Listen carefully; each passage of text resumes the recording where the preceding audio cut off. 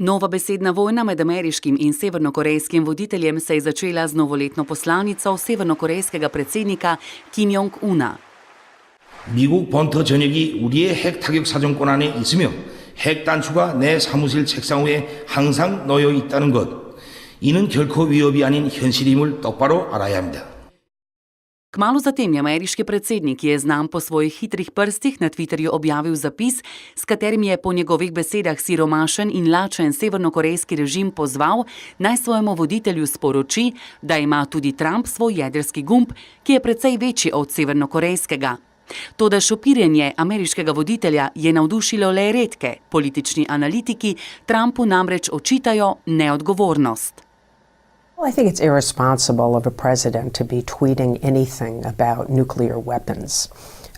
This is a situation where it could be explosive.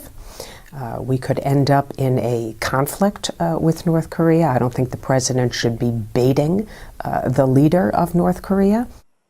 Tokrat ni prvič, da se je Trump zaradi svojih zapisov na Twitterju znašel pod plazom očitkov.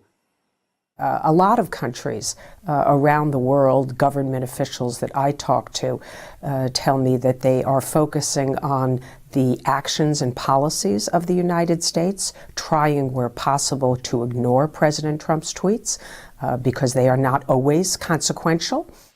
Bela hiša na drugi strani pozornost preusmerja na severnokorejskega predsednika. I think the president and the people of this country should be concerned about the mental fitness of the leader of North Korea. He's made repeated threats. He's tested missiles time and time again for years. Donald Trump je po besedah prve PR-ovke Bele hiše prvi ameriški predsednik, ki se je severnokorejskega režima lotil trdo in odločno. Takšne retorike prejšnji predsedniki naj ne bi bili sposobni.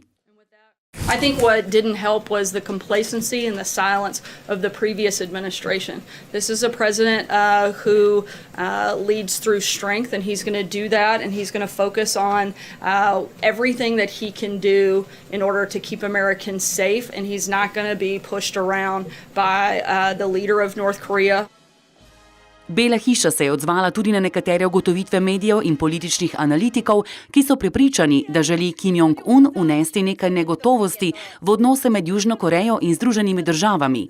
S tem namenom naj bi tudi ukazal obnovitev komunikacijskega kanala, ki je namenjen pogovorom o sodelovanju severnokorejskih športnikov na zimski olimpijadi v Južni Koreji prihodnji mesec.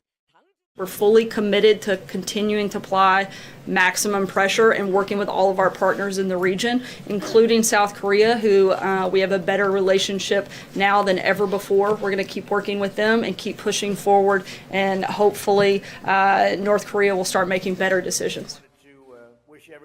Trump in Kim Jong-un sta sicer v zadnjih mesecih že večkrat izmenjala nekaj ostrih groženj, ki so poskrbele za zaskrbljenost mednarodne javnosti.